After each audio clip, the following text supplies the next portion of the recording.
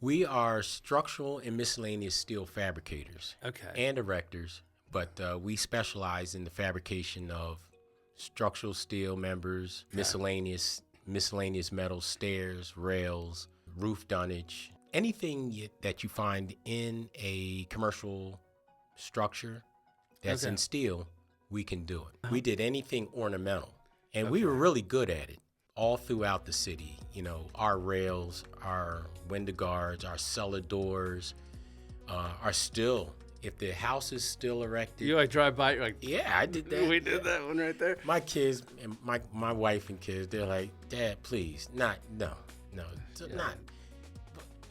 Did I tell you? When I was 10 years old, I watched Uncle So-and-so and my dad. I'm like, that's all I got, Right. Give me a break, all I got is these small accomplishments, Yeah. Now they're much larger, but they don't appreciate the buildings I've built anymore, and they do the window guards or stuff. Well, and I couldn't agree more, because I recognized immediately a ceiling that you guys had done. There was, you now have told me, 1/8 inch thick copper mirror shiny finish. mirror Yep. finish at the Ritz-Carlton. Yes. I mean, tell me about that project. That is literally one of my favorite locations in this town. Yeah, it's one of my favorite projects too, because it looks so good. We were asked by a woodworking company that was working for BSI Construction and Constructors, I believe, and a lineup that's worked for us often. We work for that same wood company who works for the same general contractor, and we just all work well together. And so they asked us to bid it, which we did, and it's basically a drop ceiling but made with copper components. And so we used aluminum pieces to kind of try to fit things up to make sure that we didn't burn through a lot of that copper, which was very expensive. And we did some test fitting, and we had some scheduling troubles, which it seems like every job is scheduling troubles. Yeah.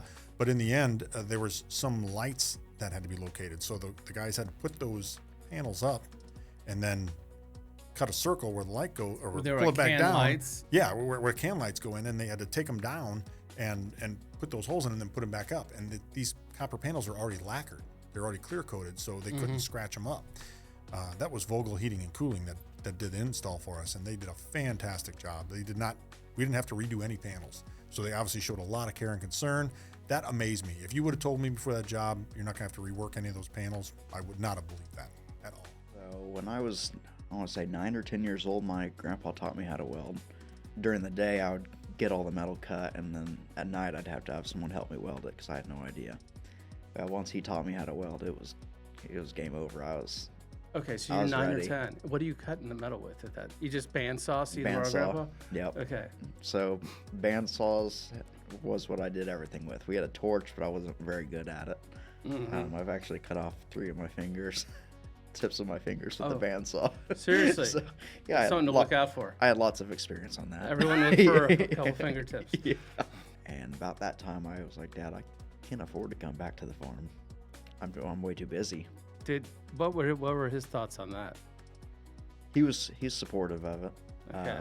He knows that I'll always end up coming back to the farm. Sure. But I wanted to get this metal business going to be able to, I want to call off-farm income.